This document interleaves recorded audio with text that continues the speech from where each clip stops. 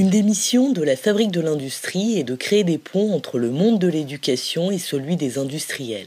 Il s'agit notamment pour nous d'améliorer la connaissance des jeunes et des enseignants sur l'industrie et ses métiers. C'est pourquoi nous avons décidé de lancer ce projet, l'industrie en photo. Nous nous sommes rapprochés d'une classe de première STMG d'un lycée de Vénissieux, le lycée Jacques Brel. Un premier travail a été réalisé avec le professeur. Il s'agissait, à partir d'une image d'un objet du quotidien, un fer à repasser, d'engager un échange sur les différentes étapes de fabrication d'un produit. Un bon moyen d'évaluer la connaissance des élèves sur le monde industriel. On s'est aperçu, comme de nombreux sondages le montrent, que les élèves ont une culture limitée sur le secteur. Ils ne savent pas toujours ce que sont les métiers industriels qu'ils associent à des conditions de travail pénibles. Ils ne savent pas non plus qu'en dépit d'un taux de chômage élevé, bon nombre d'industriels éprouvent des difficultés de recrutement. Ce projet a permis aux élèves de s'ouvrir sur leur environnement économique, de dialoguer avec des salariés du secteur, en résumé, de mieux connaître la réalité du monde industriel. Ces lycéens ont pu être accueillis sur 2 sites de production, celui du groupe Volvo et au sein de la PMI Samson Régulation. Je suis Christophe Regnault, professeur au lycée Jacques Brel à Vénissieux depuis 2001. Donc cette année, j'interviens dans la filière STMG. J'ai une classe de première STMG. Ce projet me permet de travailler de manière différente avec mes élèves, c'est-à-dire de faire de l'économie en passant par la photographie. Et puis la deuxième raison, c'est le thème, l'industrie.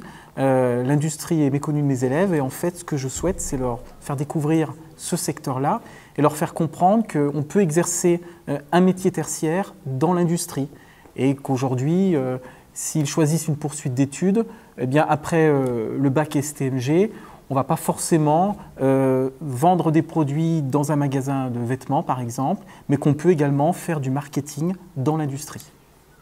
Denis Lafontaine, photographe social, et je mène dans le cadre du projet sur l'industrie ce travail photographique avec les élèves parce que dans le cadre de mes activités de photographe, j'utilise la photographie comme support à la relation éducative sociale. Là, c'est sur le thème de l'industrie. Le travail consiste à partir des représentations des élèves qu'ils portent sur le monde de l'industrie, de les transformer, les transposer en images photographiques. Et c'est tout ce travail qui va consister à ce qu'eux, ils portent un regard sur le monde de l'industrie, mais avec la distance des représentations qu'ils peuvent avoir. Et c'est un peu toute la complexité de ce travail, mais en général, ça marche bien parce qu'ils ont beaucoup d'idées.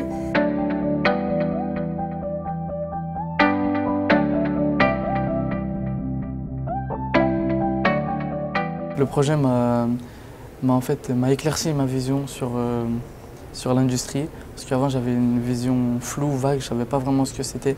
Alors que maintenant, je peux déterminer par exemple leur mode de travail, je connais les moyens mis à leur disposition, je connais les différents rangs hiérarchiques proposés. Je connaissais pas grand-chose. J'avais 2-3 stéréotypes, je pensais que c'était plus bruyant, que ça courait de partout. En venant, j'ai vu qu'il y avait plus de solidarité entre les employés. Il y avait plutôt une bonne ambiance au travail. Tout d'abord, j'ai appris que le mode de vie des personnes qui travaillaient au sein des usines était très différent de celles qui travaillaient en bureau, que c'était des conditions de travail qui pouvaient être assez difficiles dans l'usine que j'avais visitée et dans d'autres qui pouvaient être assez chaleureuses et très familiales.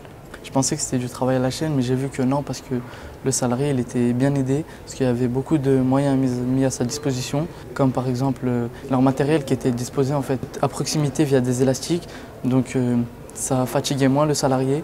Ils avaient beaucoup d'autres moyens, comme des sortes de vélos pour parcourir des distances, pour prendre des matériels et revenir sans difficulté. Il n'y avait pas beaucoup de femmes, alors qu'on pouvait voir que les femmes et les hommes pouvaient faire la même chose, et vice-versa, et que c'était pas difficile du tout. J'ai trouvé que les robots, il y en avait beaucoup. Je ne m'attendais pas à en voir autant, et je me disais aussi que les robots, ça devait coûter cher vu leur grandeur. Non, je pense plutôt qu'il complète son travail.